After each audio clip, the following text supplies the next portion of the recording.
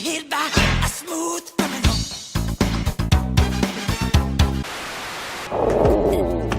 しまった。充電切れた。 Game over, man.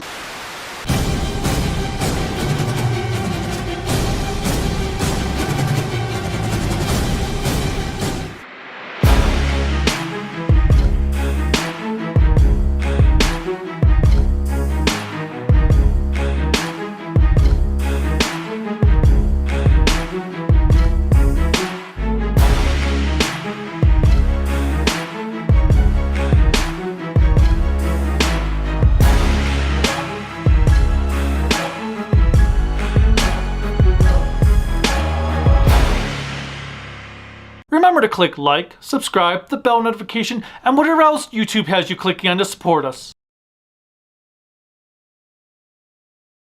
What's up, everyone? I'm the Kaiji no Kami from the Toku Animation News Network, and I figured with Super Sentai ending, now was the perfect time to do a definitive top 10 list because there's no more series after this to think about. It is now set between 49 different series, and which ones have made the list? This is, I mean, if you watched my top 11 list from a few years ago, it's going to be kind of the same list, but a couple differences. A minor difference, and then kind of a major difference. But if you haven't seen that list, then this will be brand new to you, so enjoy. Number 10. Let's kick this list off with Denji Sentai Megaranger. I probably shouldn't do that. This was a show that did not blow me away on my first viewing. In fact, I initially found it to be a tad subpar. It wasn't until I rewatched it that I came to realize how brilliant it was.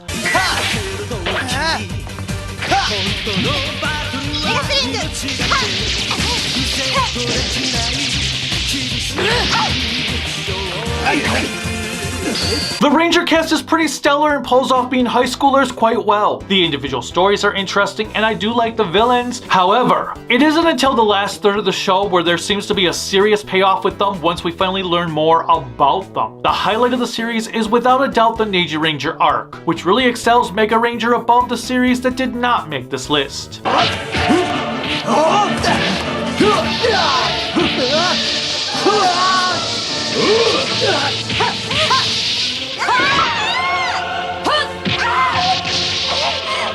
Number 9. I went into the show with low expectations and ended up coming out having a damn good time. It is the best Sentai series of the Reiwa era, the best of the last decade, and that is Avataro Sentai Donbrothers. Donbrothers is an insane experience. It feels like an early Heisei era show mixed with elements of the modern ones to create a solid narrative. Every episode develops at least one character and their subplots, though Saru Brother is by far the weakest member of the team. It gives some great development to our main villain cast on top of breaking the typical Sentai tropes. The Yellow Ranger is the central character, so the majority of what we experience is through her point of view. 自動車の免許？はるかももう18でしょ？免許ぐらい取っておきなさい。めんどい。私は人生助手席がいい。 It has a lot of intrigue, a mystery of the world they live in, and some truly outstanding fight sequences.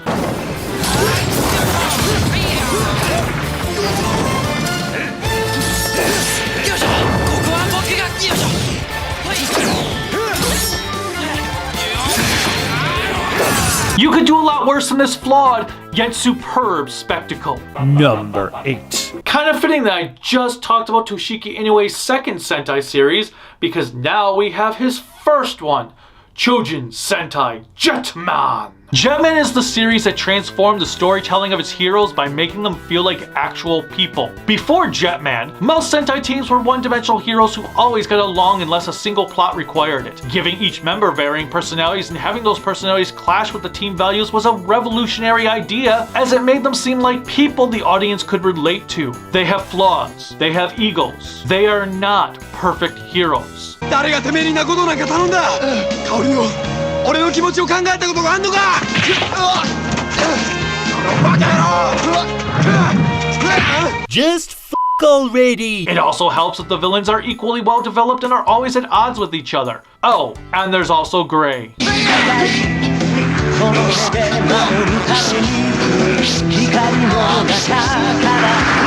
Need I say more? Number 7. Akiba Ranger was a fantastic parody, but I've gotta go with the original one. Gekuso Sentai Carranger!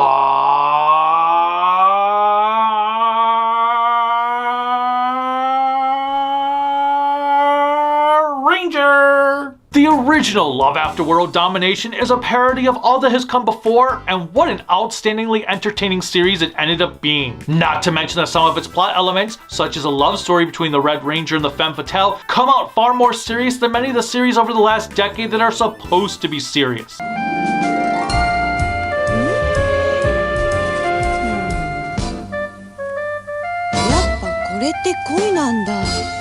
What is love? Baby, don't hurt me. Don't hurt me no more. No matter what episode you watch, you are in for a good time, and I love everyone's personalities and quirks. Where else can you get an episode of the Rangers becoming ingredients for a giant-sized pizza?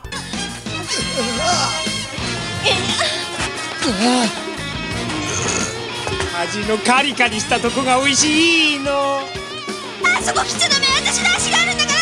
Only at Domino's. Number 6. Next on my list is the most colorful series from the Showa era of Sentai, Choshinsei Flashman. Flashman is the only series of the 80s where I felt like the Rangers were more than just cardboard cutouts. This is all thanks to their tragic backstory being taken away from their parents when they were young. Not to mention the plot revelation that is revealed in the last act of the show, causing a bittersweet ending. The villains are pretty badass, with the leader, Rades, being one of my top favorite main villains. Lastly, Flashman has some of the most exceptional camera work in the entire franchise.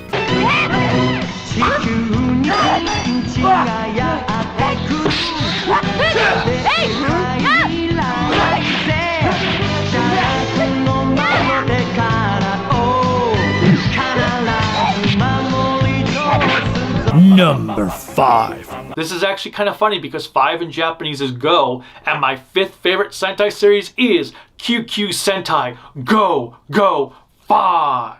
What we have here is a phenomenal series about family. However, what sets this one apart from the other two Sentai series to showcase an entire team of Rangers who are related to each other is the fact that the villains themselves are also a family. I love the Saima clan, and they are one of my favorite groups of these show's entire run. Watching the Saima feel betrayed is very touching since it goes above and beyond what you would expect from a set of Toku villains. It also helps that Go Red may be the greatest Red Ranger of all time.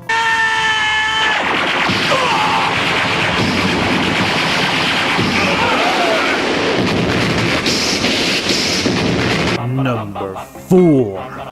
Dinosaurs, fantasy, and mythology all mixed together with influences from video games, providing us with Kyoru Sentai Zyuranger. While Jetman turned its heroes from one-dimensional characters into realistic people, Zyuranger evolved the franchise's mech designs. Oh, plus it kickstarted the concept of the 6th Ranger that becomes a permanent staple with the introduction of Dragon Ranger.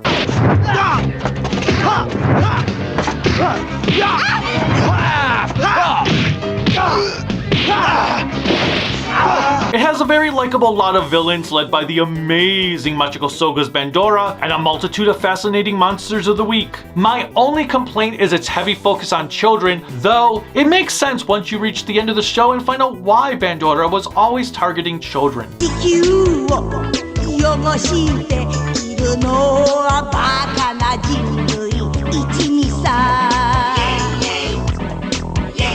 And again, dinosaurs. How can you go wrong?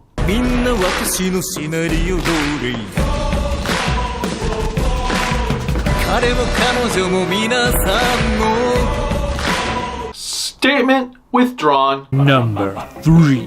What time is it? It's time to just kidding. Mirai Sentai Timeranger. Timeranger is an energetic ball-to-the-walls run that pumps your blood with so much energy thanks to it having the greatest opening theme of the franchise.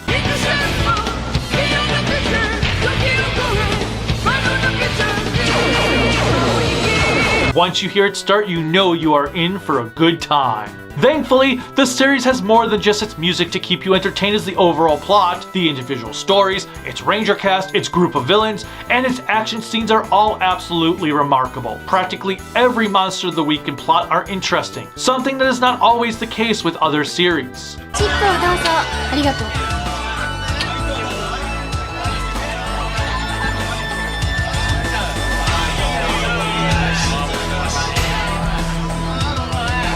Number 2. The second best Sentai series is Ninja Sentai Kakuranger. Kakuranger is an odd show as it's broken up into 2 large arcs. Well, technically 3 now with the anniversary movie. Guys! Saizo! What's going on? What are you doing? The first arc is meant to be more on the comedic side, while the second arc is more dramatic. As such, you have a truly unique experience that blends together like a perfect pasta dish. Not to mention it didn't introduce all of its rangers in the first episode, and it wasn't until the third where everyone was gathered, and then at the start of the second arc, the rangers have to split up and several episodes go by before the team is reunited. In fact, one of the episodes only includes the Red Ranger and no one else.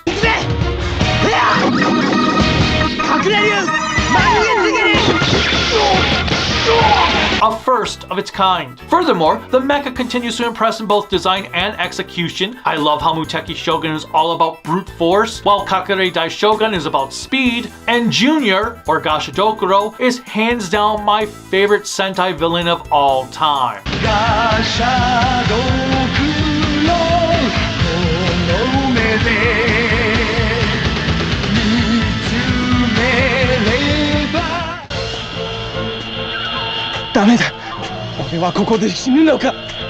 Goodbye, Jiraiya.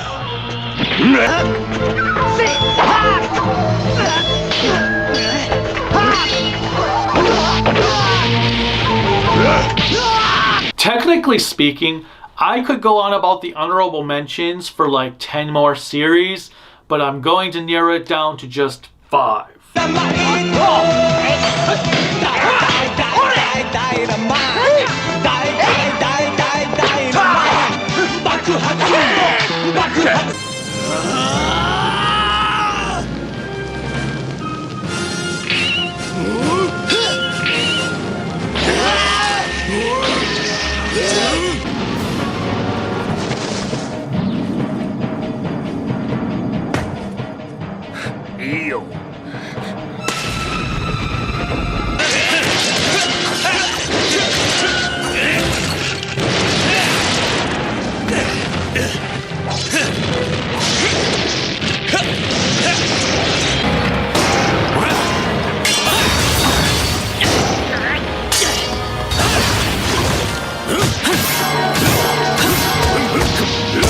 Number 1. If you don't know my number one pick by now, then you don't know me. Or you're new to the channel. And if that's the case, if you're new to the channel, welcome. My favorite Super Sentai series of all time is Gosei Sentai Dairanger. Not only is it my top favorite Sentai series, but it may be my favorite Toku series of all time too. I can turn on any episode and enjoy to the fullest, even if it is one I have watched 50 times over. Yes, the series does have some tiny kinks in its narrative specifically for its ending, but as a whole, it's not often that you have a series that spends most of its time on plot development and character building over just being a single story of the week show. There are only 6 episodes of filler material in its entire run, which is a rarity in a year-long show. It also helps that it tries to break every Toku trope imaginable, even down to having an episode where heroes do not transform at all.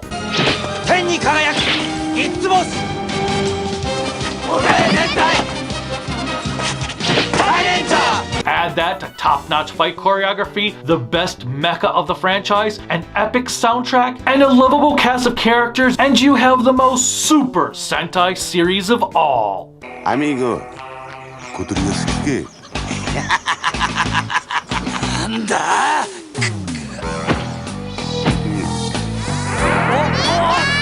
おりゃ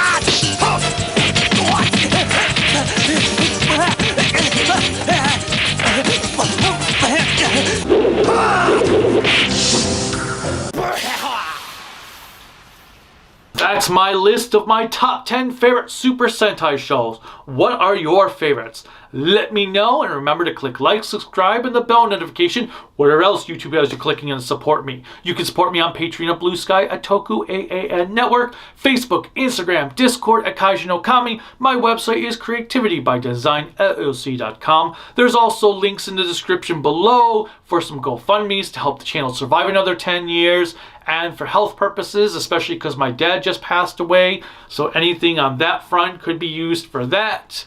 And as always, thank you so much. Until next time, bye.